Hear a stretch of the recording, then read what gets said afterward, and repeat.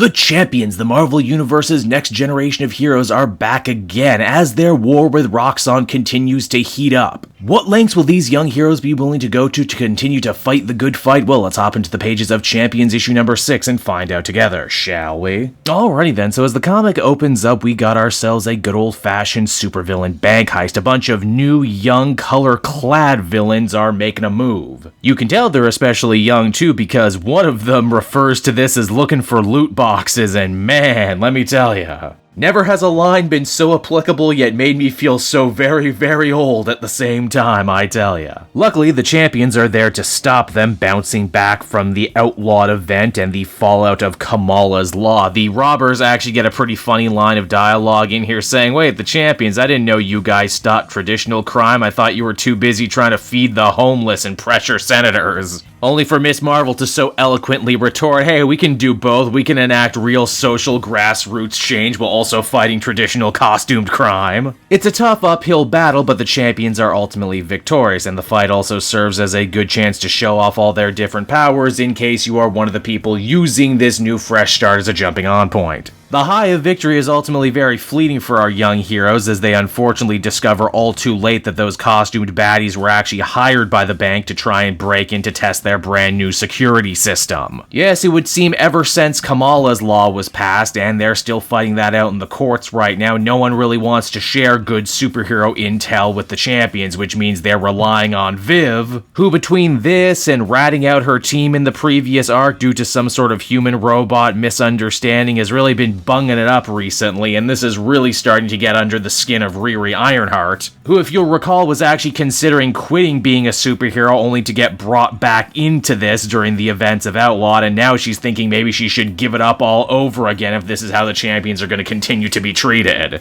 I appreciate that the new writer, Danny Lorne, actually is deciding to focus on the fallout of Outlawed as a storyline, considering that it ended so very abruptly. Viv feels really bad about herself for obvious reasons, but hey, she's got a new costume, can't feel bad about that. Now, at the other end of the story, we're dealing with Roxxon. You'll remember that the Champions had exposed the part they played in puppeteering Kamala's law, as well as funding a bunch of brutal re-education camps. Needless to say, bad PR like that did a real number on their image, and because of that, they've hired Miriam Blackwood, a brand new woman who is hip and tuned in to the kids, to try and give the Evil Energy Corporation a makeover for the 21st century, one that's really appealing to young people. Needless to say, that's an uphill battle considering all the people that they harmed just a few weeks ago. But Blackwood is shown to be insidious, tenacious, and shameless enough to do whatever it takes to try and get Roxxon back on track, by essentially completely changing what Roxxon does and gearing it entirely towards young people. Now, hey, you like apps? You like social media? We got one of those. You like bright colors? We got those. You like video games? What about Supreme style high fashion? We know you kids absolutely love that, and you're gonna want to buy it or else you'll be fearing of missing out, and if you do that, then you'll be totally lame, so forgive us, right? Obviously, Kamala and the other Champions aren't stupid, and they can see through this utterly transparent corporate attempt at damage control. The unfortunate truth is other young people can't. And it's not just the regular old being tacky and shameless either that Roxxon is doing. It seems that they really didn't understand what sort of person they were turning to when they hired Miss Blackwood. She's firing anyone who dare speak against her, even old board members, and replacing them with younger counterparts, including Andre Sims, a villain from the Ironheart 2020 series, if you recall. Though she greatly doubts Sims' ability and does a masterful job dressing him down in front of the rest of the board, which is pretty interesting too, considering that this character was co-created by Lorne as well. We get another scene where Miles actually goes to Chicago to try and have a heart-to-heart with Ironheart. It's a good scene. We don't actually get many opportunities for these two characters to interact with each other on their own, so that's a breath of fresh air. Also, wow, Ironheart sure has been getting a lot of focus over the last two arcs, hasn't she? It's almost like she has a new TV show in development or something and no solo book of her own. The United Champions agree that there's something very fishy going on here, with Roxxon trying to rebrand themselves, Kamala's law headed for a very important important vote, and old villains getting new jobs. Because of that, they figure they can't continue to fight this battle the way they have. If they want to beat Roxxon at their own game, they're going to have to learn to play dirty, and that means going in undercover, and not a moment too soon either, as it seems that Sim has himself something crazy planned for our heroes as the comic comes to a close. And so that was Champions issue number 6, everybody, an issue that finds itself in a rather precarious situation. It needs to be a fresh jumping on point for Champions, while also still dealing with the fallout of Outlawed.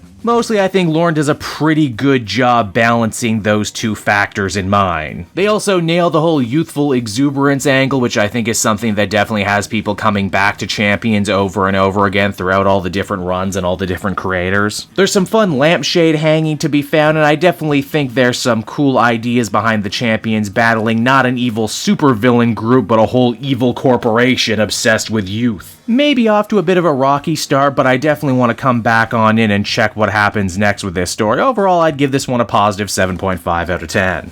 Hey there everyone, Cape Joel again, and I want to thank you so much for watching to the end of the video. As always, if you liked what you see, be sure to like, subscribe, comment. It really helps drive engagement and helps me out too. Also, if you are a patron, which you can become for as little as $1 a month, you will get exclusive content that no one else can ever see, and you'll get to see the Comic Multiverse podcast before anyone else too. You can check out all this and more down in the description. And until next time everyone, this has been Cape Joel, and I'll see you all next time. Cheers.